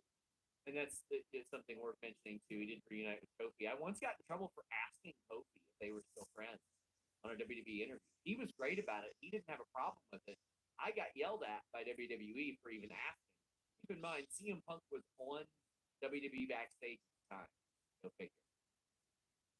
Jonathan Corona says, Sean, so Punk is signing with Raw, so now with these TV rights, you think WWE will get more money paid for the rights from FX or WBD for Raw? I don't think they'll go to WBD, but the draft will almost certainly be before the next set of TV rights take over. What they might do, and it's something that they've done in the past, instead of doing it in May, they might wait until like October and do it then and act like it's the network's drafting. I thought that approach worked really well. B Sweet says, who owns the IP trademark for Tyler Black? Be sure it's Rollins. Seen opportunities, and this is not it. This is not it. Rhea Ripley is one of the best women's performers in the world. You're in there with one of the best at WWE.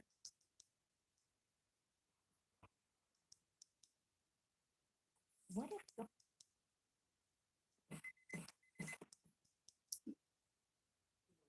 Royal Rumble. I'm WWE. I'm holding off as a return for the Royal Rumble match. I don't see putting them back in play.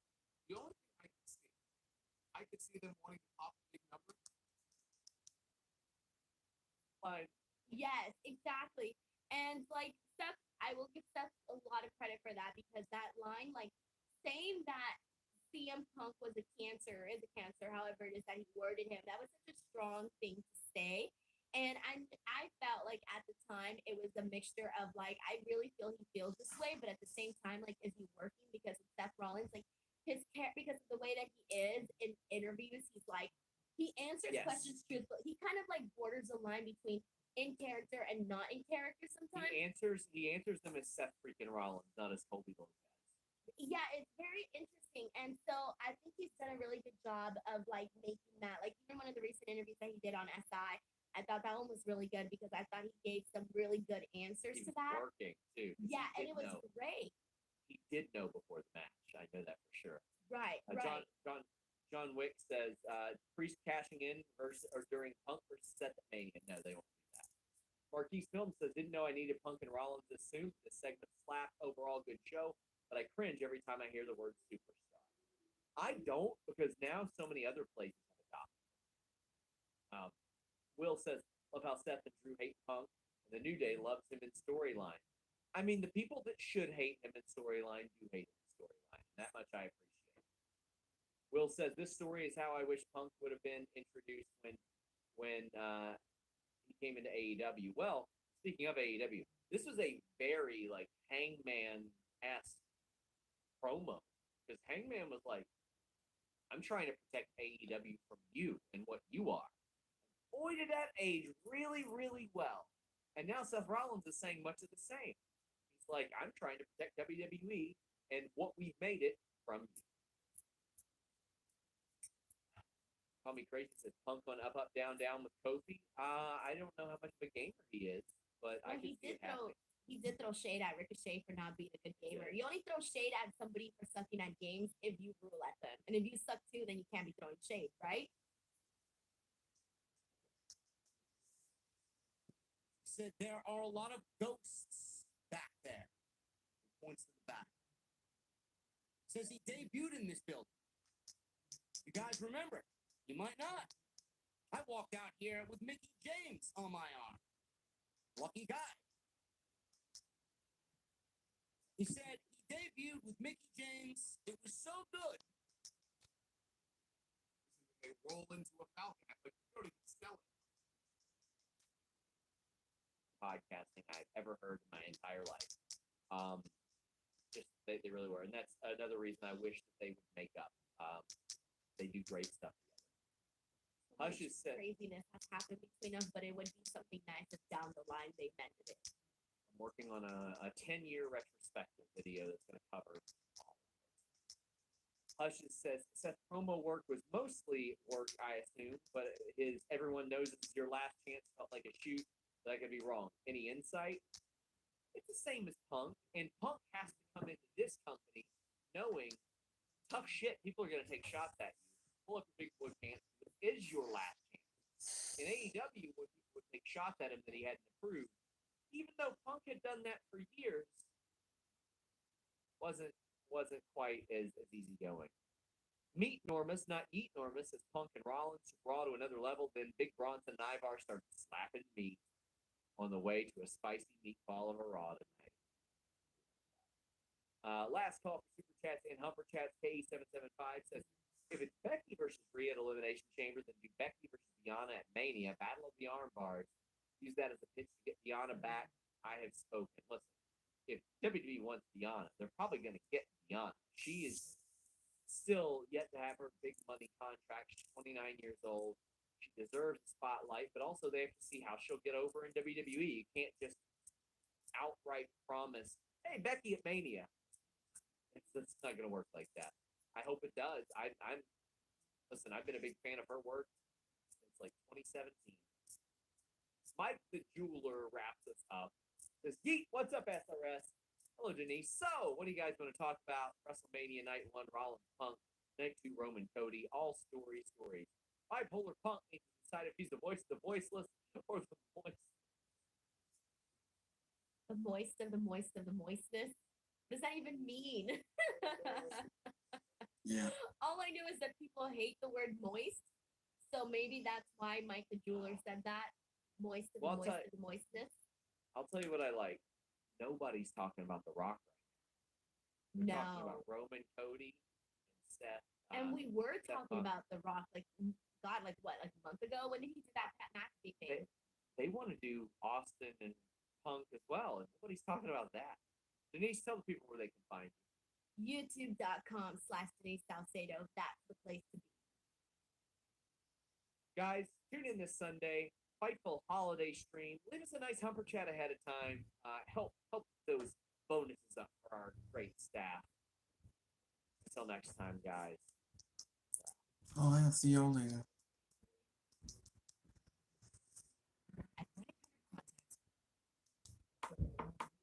Above all those other offers. He said his mind was probably already made up when he looked at the calendar and saw Cleveland. You wouldn't be invited. Chris Condon.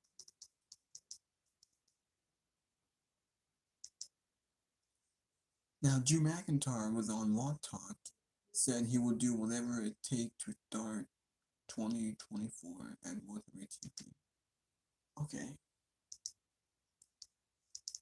We know that Roman Reigns is going to return to handle tribal business. We have Jeff Alice here. That comes on to 12:30.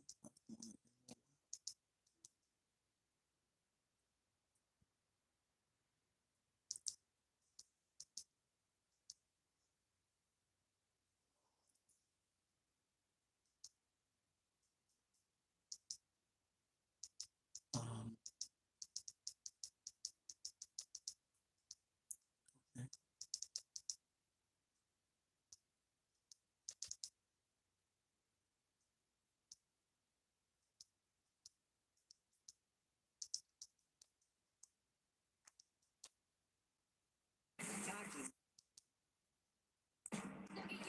Come on. Spotlight on that. Like it just agreed. Not part of being like it's wrestling.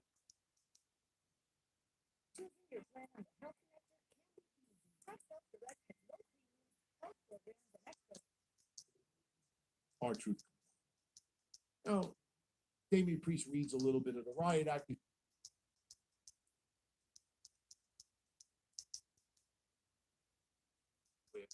Rich Holland and Big E. Big E got hurt on a similar. You're gonna do an overhead suplex. So an overhead.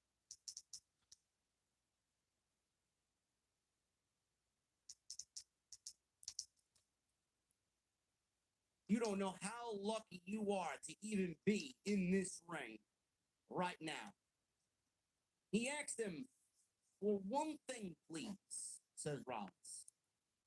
Don't you dare call this place your home. We had some fans oohing and eyeing. Loud CM Punk jam broke out. Seth says to Punk, you abandoned this place 10 years ago, and you actively tried to tear it down. He then tells Punk that he spent the last 10 years slandering him and everyone in that locker room. And then you want to walk back here and call this place your home? This is not your home. This is my home. Fans started singing Seth Rollins' song again. Punk, Stone Cold Face, intently listened to what Rollins.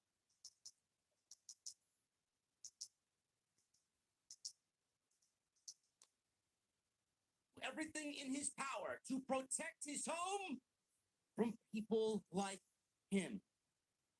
Basically, what Hangman Page said in his promo to CM Punk before their Double or Nothing main event. I'm not protecting this championship from you. I'm protecting AEW and that locker room from you. Basically, mirroring what Adam Page said in his promo. Yeah. To CM Punk. Let me make. Hold on a minute.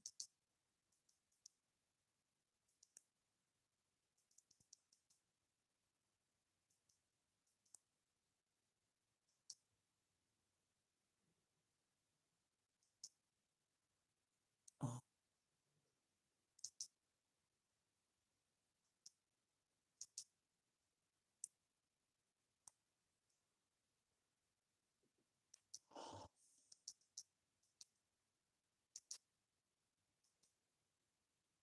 The words I hate are. That was the end of the friendship between Punk and Kofi. Punk was ecstatic to see him though, and he threw in a Jamaican be crazy line before Kofi reminded him, I don't do that. Two of them hugged. Punk shook hands with Gable and Ricochet, and Punk said he heard Ricochet awful in video. And then he said, look, I have to use the bathroom, but I'll catch up. capable of? Yes. Do I think Seth Rollins appreciates CM Punk for everything that he's done for his career? Absolutely. Do I think Seth Rollins is intimidated by CM Punk being on Monday Night Raw? Yes, I do. It's exactly what the Young Bucks, it's exactly what Adam Page. You know, they could do a fatal four-way for the World Heavyweight title with the Rumble. I just don't see the need. We've already seen Rollins against Jey Uso and Rollins against Sami Zayn on TV. They both got beat fair and square. Could there be a fatal four-way? Yeah, I guess there could be. I would rather add the star power that Sami and Jey bring to the Rumble. I mean, if we assume that if you have a match on the show, you won't be in the Rumble, I'd rather have them in the Rumble. But you know, we've had years in the past where people wrestle a match on the show and they're in the Rumble match as well. They've gone back and forth on that. But a fatal four-way, I can see it possible. Now we had Caden Carter and Katana Chance against Candice LeRae and Announced or confirmed by any source, but let's be real, CM Punk, he held power in the company. He was an EVP. That led to professional jealousy from all parties involved. Just add another marshmallow to the hot chocolate on top of why many people looked at CM Punk with disdain. There was a professional jealousy. They didn't want anything to do with it. Does Seth Rollins look at CM Punk with a professional jealousy? He's never going to admit it, but I'm sure that there's some professional jealousy. I mean, for all we know, there is. CM Punk walks onto Monday Night Raw, walks back into WWF 10 years when nobody thought it was fucking humanly possible ever. And he's already in discussion for a main event of WrestleMania with Rollins. Yeah, it's great. Yeah, you wrap it up with a big fucking bow, right? Put it under the tree. What a gift. You take this real life animosity with Rollins and Punk and everything that's been said between the two over the last couple of years, and you play into that and make it into a WrestleMania main event. You can't ask for anything better. You can't script anything better than that. But like I said in the beginning, it's what makes Seth Rollins the professional he is when comparing the Elite and Adam Page and Kenny Omega and everybody else. Because no matter what Rollins feels about CM Punk, he is willing to put that aside to make WrestleMania potentially the greatest WrestleMania ever. To tell one of the best stories of the modern era in WWE with a guy that he probably has professional jealousy with a guy that he probably has real life hatred for. I don't know. That's pretty powerful, man. That's pretty fucking powerful. It's a shame that the Young Bucks couldn't put their jealousy to the side to do business and make money. At the end of the day, they didn't really give a shit about AEW. They did. They wanted you to think, oh, yeah, we're saving AEW from this guy. No. No, all you're doing is showing us how petty you are and how selfish you are. It was about Matt and Nick Jackson. It was about Adam Page. It was about Jack Perry and everybody else involved. Meanwhile, Tony Khan saw what CM Punk could realistically do for the company to make the company better, to make the company more money. Granted, Tony Khan wasn't a boss. He was more of a fan. Tony Khan knew exactly what he had in Punk, chose Punk over the Elite. They didn't like that, and they found it to be something that hurt their feelings, and they couldn't get over that. So instead of making money, it's now a huge black eye for the company that they will never recover from, and they missed out on making mega money to tell a great story, to take what happened at All Out and make it into a legit thing. They lost out on that. Now, what WWE did is take AEW's loss and will gain so much from it. And AEW looks like a bunch of fucking amateurs. Just a terrible situation. terrible situation. Rollins basically told him, I hate you. He said if he's going to be a part of WWE again, then he wants him. This was my favorite.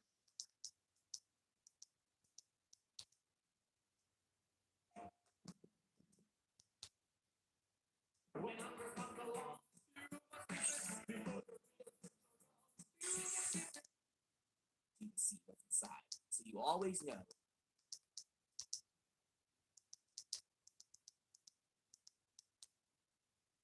Oh, what do you Okay, that's not one I. with CM Punk and Seth Rollins? We find out at the beginning of hour number 2, 8:59 p.m.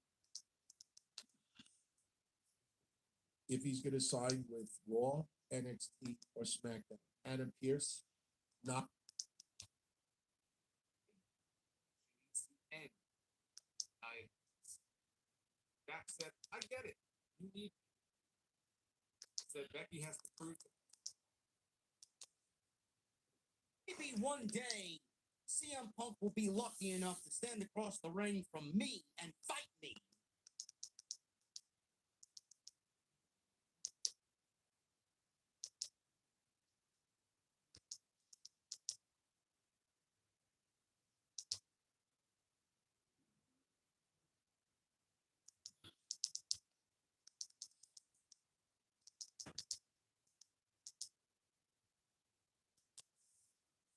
CM Punk chants rang out after Rollins said that to Punk. Punk asks for a microphone. I'm like, yes. Punk has got a microphone in his hands. Grabs a microphone. He gets up face to face with Seth Rollins. He asks, are you done yet? That's your one pass to stand here and speak to me disrespectfully without me coming after you. He says he has never asked for anything to be handed to him, and he's always insisted stubbornly on doing things the hard way. He asks where Pierce went. He's looking for Adam Pierce. He said he wanted to make it official. I'm entering the Royal Rumble, and when I win it, maybe it'll be Seth and the World Heavyweight Championship that I'm going at.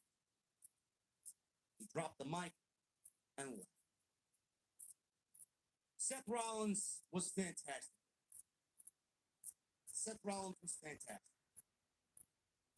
The I'm home comment and the comparisons between Adam Page and AEW, comparing it to Seth Rollins and WWE, though it mirrored what was said on AEW television, that cannot be unseen or unheard. It makes sense there. They all worked with him before AEW. They all had a professional relationship with him before AEW, just like Rollins did. Rollins was there when Punk walked out. Both made sense. But in the grand scheme of things, where you ask yourself, what is Page talking about? Why are they doing this? Why are they going so far off the script to sell this as a fucking shoot? Because it was. There was no order in that company. A lot of what was said is coming back at the fans, and the fans are asking, well, what the fuck was being said there? Why was that said? Why did that happen? It doesn't make sense. Meanwhile, Seth Rollins, he basically gave you the material. The material was right there. It made logical sense, and it all works because this is the story that Rollins is telling with Punk.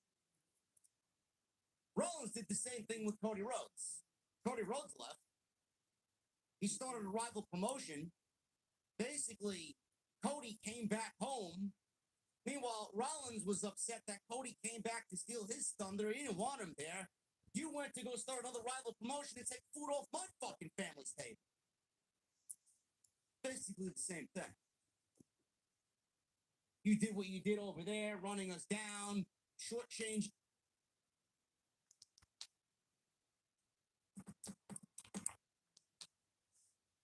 FYI and their mystery partner turned out to be the Miz. Not have been a surprise to anyone because they were not going to come to Cleveland and not have Miz on the show in his home. I guess it's Parma like right? Is Parma like a suburb of Cleveland? I'm not in Ohio, but I think Parma is like a suburb of Cleveland or on the edge of Cleveland. He's a Cleveland. He's the hometown. That, and we know that he's headed for a rematch at some point with Gunther, so naturally he's Michael Cole said Miz and Gargano. For Seth Rollins to come out tonight and really kind of pinpoint the I'm home comment. Yeah. So yeah. Yeah. It made sense in the grand scheme of the story that they're telling. Rollins looked fantastic. Rollins sounded fantastic. Rollins, for the first time all year, minus the fucking flamboyance and the cringy character and the fucking outfits and the stupid glasses and the goddamn sing-alongs. He looked like a fucking world champion tonight. Rollins looked and sounded like a number one. Rollins looked and sounded like the man. He looked and sounded like this was indeed his show, that he was the fucking final boss in that locker room. You go through me. Rollins has been missing that for a long time. I don't know how to explain it. I don't know how to put it. Rollins is a great wrestler. He is a Hall of Famer. He has done excellent with this World Championship. Time and time and time again, Rollins has gotten to a point where he doesn't feel exciting. Yeah. In 2024, you are going to see. It starts from this. No matter what he feels about CM Punk, no matter what he thinks about CM Punk, no matter how they dislike each other, you cannot take away from the fucking fact that you are about to see the best version of Seth Rollins in the history of Seth Rollins. And there's a reason why you're going to be seeing the best version of Seth Rollins. It's not because he's the world champion. It's not because he's a great promo when he wants to be a great promo. You're about to see the best Seth Rollins in the history of Seth Rollins because of CM Punk. No matter what their story is, no matter how real it is, no matter how much of it they want to script to come off as a legit shoot, the reason why this is going to work so brilliantly is because there is real life fucking disdain here. And for the betterment of the company, for the betterment of WrestleMania, for the betterment of Monday Night Raw, they're going to tell this story and take real life instance and make it into a fucking cinema. That's what they're going to do. And that's where AEW shows itself as being Bush League, and WWE is now reaping the benefits. WWE's gain, AEW's loss. And I'm here for all of it. I don't give a fuck about tribalism. I don't give a shit about AEW. I don't give a shit about who cut a better promo, Adam Page and Seth Rollins. I don't give a shit. None of it matters. It made sense there. It was great there. Rollins cut a great promo tonight. It was a fantastic segment tonight. And it's going to be one hell of a fucking angle on WWE TV.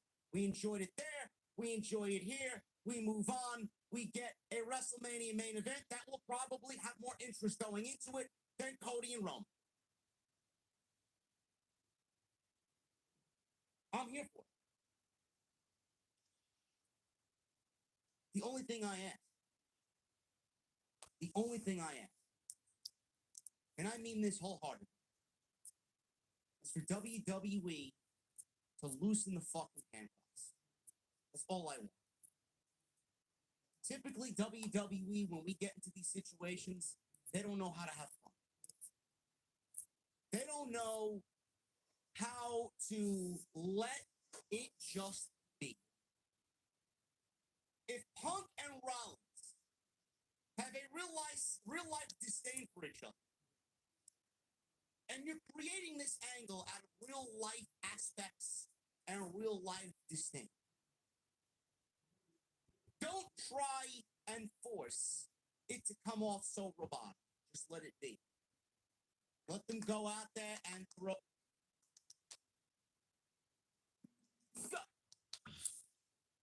Running knee strike, midsection, that knocked him down on the apron. And Nakamura came in with a sliding kick that sent Cody to the floor, and that sent us. Cody tried for a Cody cutter. Nakamura stuffed it. He went for an armbar that Cody was able to avoid. Cody went for crossroads. Yeah. Nakamura countered it, though, into the armbar again. Cody got to the bottom rope with his foot break. Hold. Nakamura hit Cody with a flying knee from the middle rope, covered him for a 2 count. Then he went for the Kinshasa. Cody kicked his knee when he came in for it. Cody then followed that with a dragon's leg whip. Another one, but this time ropes. Cody then put Nakamura in a half grab, and Nakamura got to the ropes to break it. He rolled out to ringside. Cody hit him with a suicide dive. That left both men down on Punk, do not do it. People will see right through that. You need to continue building intrigue week after week after week after week, and it needs to be coated in realism. Don't. The more real it feels, the better the match will be, the more impactful the outcome will be at WrestleMania. No matter if Punk wins the World Championship or if Rollins retains the World Championship.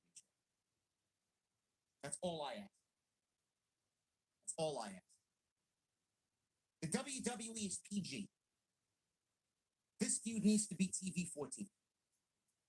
Shit needs to be said, and there needs to be physicality that we've never seen before from Seth Rollins and CM Punk on WWE television. That's all I ask. This was a tremendous segment. If you didn't like this segment, go back and rewatch it and fucking program yourself to understand why this is going to be the change that WWE needs. Everybody asks, well, why are you putting CM Punk and his past behind him? He's a hypocrite. I can't stand for him. Blah, blah, blah. Another referee handed him a bottle of water. Matt tried to wash out the mist. Cody laid on the mat, had a towel over his eyes for a moment, rolled out onto his feet, starting to make his way. Nakamura's already left. But now here comes Shinsuke Nakamura back out, charges down the aisle, blasts Cody with a Kinshasa. Lays him out again. Now the Creeds come over. They roll out of the ring to try once again to come to Cody's wrestling. And that is how they went off. I'm not a fan of ending an 18-minute main event with a cheap disqualification finish. I don't like finishes like that, but here's the thing. We're not going to have Cody keep going into the Royal Rumble. They protected Cody since he got that big win over Brock Lesnar in SummerSlam. They largely protected Cody. And so they weren't going to have him get. But if you just have Cody go in there and beat Nakamura clean, well, how are you going to bring it back for a rematch? You still have 6 weeks. The whole point of this is, well, there's 2. Number one, they need something for Cody to do in the meantime. Nakamura is something for him to do. It gives him a way to occupy his time until we get to the Royal Rumble. The other thing that it does is it adds to this story that they're telling. And a lot made of everybody having a story. You know, I'm going to come up with a story for myself. I think Solomon's. But one of the stories that they're telling with Cody about his story is that he has to overcome all of his obstacles that are constantly being thrown in his way. Going back to what happened at WrestleMania, going back to the feud with Brock Lesnar, getting into War Games, right? All these obstacles that get thrown in front of us. So I get that they wanted to do this screwy finish because it buys them some more time for the inevitable rematch. We will get a rematch, obviously. But that's why the finish had to be the way it was. I didn't like it, but there was really no other logical way to do it if that's their end goal.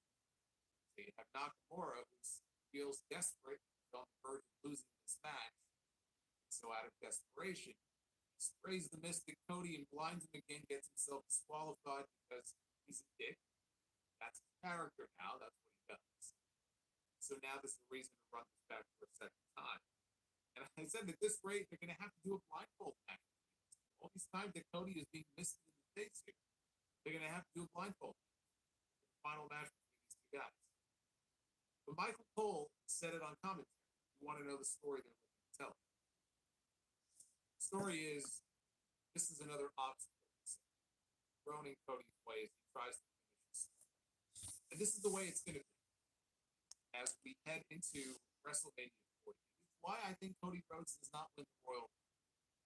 I think that Cody Rhodes should be a sympathetic figure.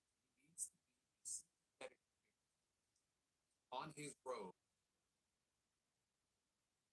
You need to do with him, I think, what they did basically with Shawn Michaels in 2010. Shawn Michaels was trying to get a match with The Undertaker, right?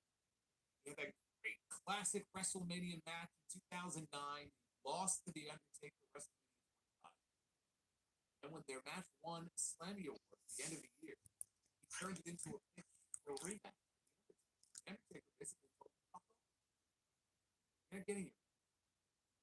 Shawn said, "Well, I guess I'm going to have to win the Royal Rumble." And then he did. So he had to find a different path to get The Undertaker back in the ring, which ultimately he was able to do. But I think it's that kind of story that they should tell. They need to tell with Cody. I really don't have the appetite to see him go back to back. He'll get his match with Roman Reigns. That should be the match. He doesn't have to win the Royal Rumble. You can have Punk or Gunther or somebody else. I mean, if Punk is wrestling Rollins, then Gunther is shit out of luck. But I'd rather see somebody other than Cody. Have Cody win the chamber. But that's the next chapter of this story. That's the next obstacle in his way when he doesn't win the Rumble. What is Cody Rhodes going to do? How is Cody Rhodes going to finish his story in the Rumble? Got to win the chamber. I got an email on the podcast this weekend from Maya. Shout out to Maya, who had an interesting idea for what the Elimination Chamber match would be. First time, a cross promotion Elimination Chamber match right now, assuming Punk wins it in the Rumble, except Rock. And they have to pick a challenge for Roman Reigns. If it's cross promotional, that's how you get Cody in. But the idea that she came up with is it's cross promotion involving all the people who have been wronged in some way by the bloodline. You would have Cody, you would have James, you would have Drew McIntyre, you would have Sami Zayn, you would have LA Knight, you would have Logan Paul, who lost the Roman and Crown Jewel match. Use that as a way to start something with Logan Paul and LA Knight, right? And then go off the rest of the US title of WrestleMania. You could have Drew eliminate Jay. Jimmy gets involved, fucks over Jay, and they go off and have their issue. Cody ultimately beats Drew. Now he's got his title. Now he's got his second chance against Roman Reigns. I like that. I actually think that's a very clever idea. Cody is going to be the underdog. So they're going to be talking about all these options thrown in front of them. I think you don't want to just hand everything. Yeah. Make it feel like he's being handed something. And run the risk of people maybe starting to turn a little bit against him. That's why I don't think he's going to win the Rumble. It does make it a lot more interesting, right? Having him and Punk. We'll say that. They did a good job, better than they sometimes do, filling up the middle. I enjoyed the Imperium six-man tag. Bronson Reed and Ivar had a kick-ass match. And the Punk and Rollins segment was the highlight of the entire show. A strong episode, strong outing here on Raw. Good to see.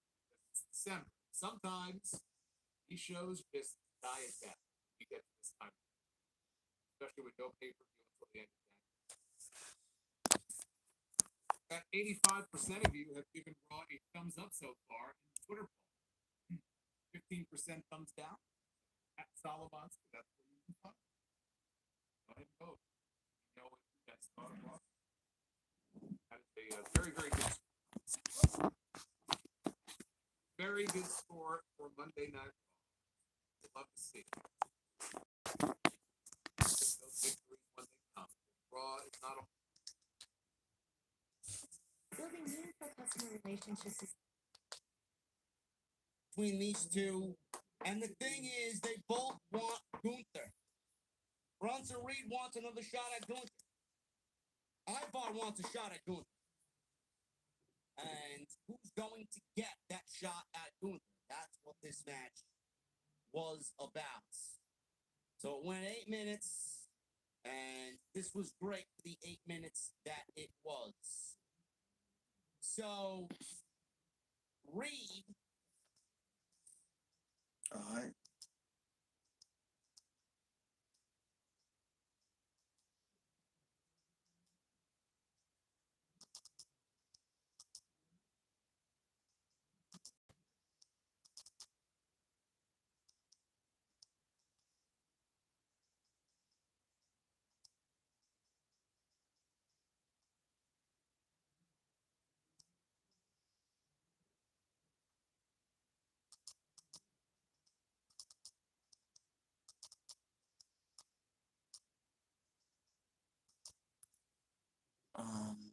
Okay.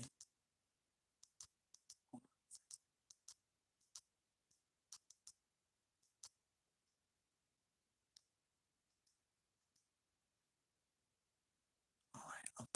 I might end the video pretty soon. I think I'll wait. Bronson Reed is at a very slow climb, especially with the audience getting behind him. Ivar has killed it the last few months. More shit like this is what is going to get both of these guys over on Monday Night Raw. Good stuff here. Bronson Reed wins in 8 minutes. Looking like Bronson Reed may get another shot at Gunther in the near future for that IC title. Backstage, Punk approached the Judgment Day. He asks, "Where's Rhea?" Priest welcomes him to Monday Night Raw. He says that the Judgment Day run Monday Night Raw. He says he hopes he's the guy who finishes his story around here because he'll be waiting with the Money in the Bank briefcase. CM Punk not only was confronted by Rollins, he now has a run-in with the Judgment Day. That he's the new guy on Monday Night Raw. I'm assuming he has to basically get initiated by the Judgment Day. Out comes the Judgment Day. Damian Priest, Finn Balor, Dominic Mysterio, and JD McNugget makes his way to the ring, or makes their way to the ring. Priest stood in the middle of the ring and asked everybody to rise for Judgment Day, as they need to remind everyone who they are. Balor said he told people to step up, and get put down. Priest says it doesn't matter who you are, including a returning superstar, or new superstars. You're officially put on notice. So that includes the Creeds. When Dominic began to speak, the boos were loud, and he didn't really get to say much of anything. R-Truth walked out with these Christmas lights he's been carrying around. He asked why he wasn't invited to their holiday party. But J.D. McSkillet said they're not having a holiday party, but if they were, he wouldn't be invited. Priest told McDonough, "Listen, calm down." Priest then told Truth to come into the ring. "I'm very curious to see what you have to say." So he allowed R-Truth to basically express himself. R-Truth said, "Well, first of all, I think we need to kick J.D. McFish out of Judgment." Fans laughed, and J.D. was not too pleased as he tried to attack R-Truth. Dominic held him back. R-Truth said, "Well, nobody likes him." R-Truth then told Priest to stop calling himself the boss. He says, "Listen, I like that you're the boss. I think you're a great boss. But Rhea Ripley gets angry when you say that." Priest says, "Listen, I understand why people in the locker room like you, R-Truth. I get it. You're a funny guy. except for me, says Priest. He clotheslines Truth down. They all then stomp on him. The Creeds charged out and made the save. Julius overhead suplex both Dom and JD McDouble on the outside. He then dropkicked Balor off the ring apron. Priest set up a South of Heaven on both Creeds, which was going to be a very tall task for him in general, but they broke free and slammed him down to the mat, and Damian Priest retreated. Looking more and more like the Creeds to take those titles off of the Judgment. At this point, I don't really even give a shit about the Judgment Day being tag team champions. If it puts the Creeds over and puts them on the mat, I'm all for it. Yeah, me too. Backstage, Drew McIntyre confronted CM Punk. Drew told Punk he doesn't care about his story. He doesn't care about Cody's story. Pierce was standing there and he told him they need to figure out how to finish his story, McIntyre's story. Drew left. Punk asked Pierce, "What did I do? What did I do?" He says he thought he'd be happy since he granted him a title match against Seth at the Day 1 edition of Raw. So there you go. Seth versus Drew, World Heavyweight Championship, rematch from Crown Jewel. I'm assuming that we get some sort of fuckery, which leads to a rematch at the Royal Rumble. Kofi Kingston walked up to CM Punk, all smiles, said that he was happy that he's back. Chad Gable and Ricochet were with him. Punk shook Kofi's hand, happy to see him. He looked at Chad Gable. I heard a lot of great things about you. He looked at Ricochet. He told Ricochet, "I hear you're awful at video games. But guys, I'll be back later. I got to go over here and take care of business." Pierce told him that, "Listen, I have an idea." He told Kofi, Chad Gable, and Ricochet that he has an idea for them, and it involves the Intercontinental Championship. What does that mean? I don't know, man. That Day 1 edition of Monday Night Raw is shaping up to be one hell of a show. That is going to lead to one of these guys getting an IC title. Katana Chance and Kaden Carter. Tag team match here against Indy Hartwell and Candice LeRae. Went 3 minutes. Really not much to it. But my girls here, Katana Chance and Kaden Carter, get the win with their double team move, which they call the after party. Carter held LeRae for a neck breaker. Chance at a 450 splash for pinfall. They call it the after party. 1, 2, 3. And Katana Chance, along with Kaden Carter, get the victory. They are eyeing those tag team championships. They won. Chelsea Green and Piper Niven were on commentary. And the ladies are going to be battling it out over the tag team championship. If Kaden Carter and Katana Chance do not win the tag team titles, I don't know what the fuck would happen. Now, the tag team division in the women's division is not exactly, but at least give the championships to your only legit tag team and let them carry the flag. Seriously. They did it in NXT. Let's try it on the main roster. I think they'll be better off for it, those tag team titles. Becky Lynch walked to the back. Nikki Cross, who's shown standing in the background. I don't know what she's doing. We haven't seen her in a few weeks. Last time we saw her, she was just mind-numbingly just zombified, looking out into the distance. I don't know what they're doing with Nikki Cross, but that could be a tease for a Becky Lynch, Nikki Cross match in the future. Maybe. Becky Lynch is out, and she is out there to cut a promo on Nia Snorlax, because Nia Jax puts us to sleep. That's the only reason why I call her Nia Snorlax. Not because of her size or anything.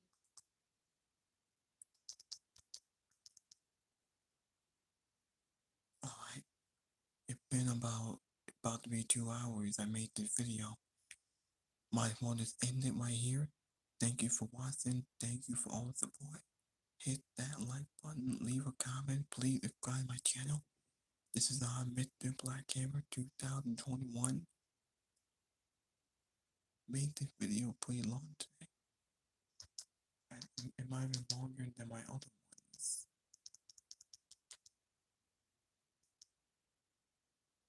Now, last week it was about 2 hours. Alright, I will just end my video.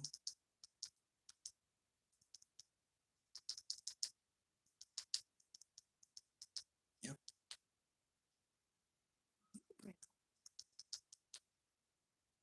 Fits him as a heel.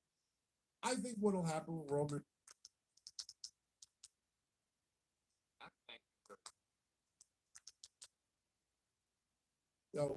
I want everybody to remember this. When they were trying to get Roman Reigns heel, they tried with Braun Strowman. They tried with Brock Lesnar. They tried with all these different people. Dave Company once again. Nia Jax saunters down to the. Yeah, I'm gonna end the video. I'll see y'all later.